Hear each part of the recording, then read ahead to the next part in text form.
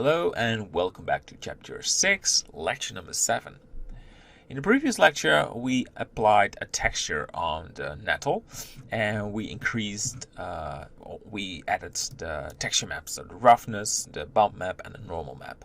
So we continue now and I will show you what the bump map is doing. So when we use a value of 0, it looks like this, but a strength of 5 will add a sort of a bumpy effect.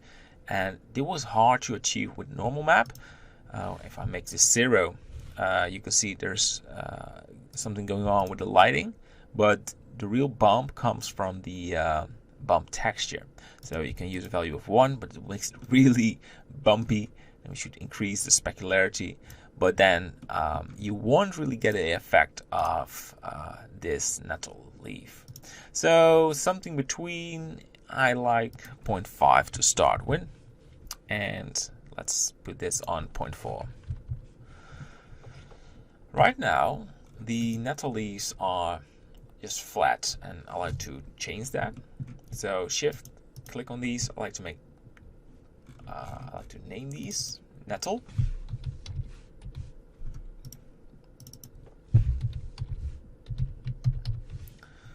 And nettle tree. Great. So let's take a look at our collection. There's a nettle, so we need to move these. Right mouse click, move to collection. We want to go to nettle. Very important that you organize this. So I want to duplicate these so we have a backup if we messed up with these. So we put them online, and I want to see the origin, so go to modeling. Go to the top view. You can see the origin is right there. We're putting it on the stem. Same for that one. And for this one, pretty good. So the next step is I want to add a sort of I want to add depth on the stem. So I disable these and I press G, Z and move them down. Okay, so maybe a bit too much, but you get the idea. You get this idea.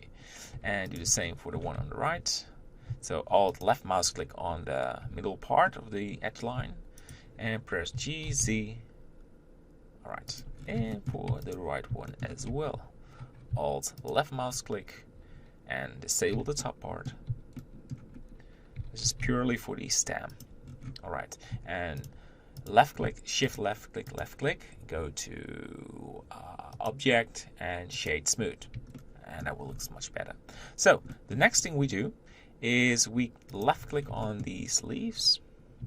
We have one smaller one. What we'll do is doing everything in once. Press G, press O for proportional editing. We need to make this bigger. So I like to do something like this. So it has a nice curvy shape. So we compare this with the reference image. You can see it looks curved. And you can then start changing the tip.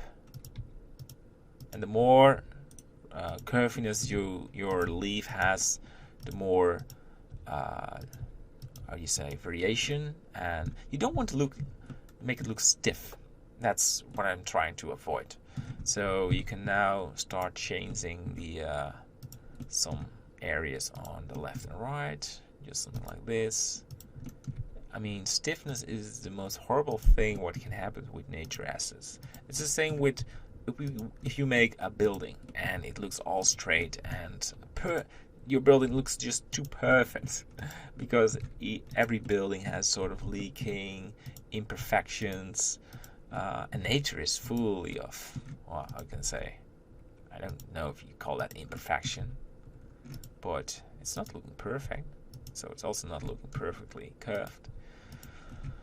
Alright, so let's say these are the base shapes of the nettle.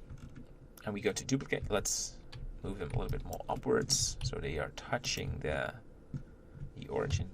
And I like to import. Let's go to the front view and go to the images and go to the nettle and I want to import from the Pixabay background image. So this is just great for just copying the shape. And I like to start with add mesh a cylinder, and I want to change the value of the cylinder by 6. Normally it's 32. I change that to 6 because I made this nettle before and it won't turn back if you create another one. And you call this object stem, nettle stem, so you can easily recognize it. And you make this turn off proportional editing. It's something that always is turn on or off. And just drag this right there, and GY, and solid mode. Perfect. And I want to have a smaller stem than you can see than the original one. Go to the wireframe and put this one right there, and we start duplicating it. Extruding it, it's not duplicating, my bad.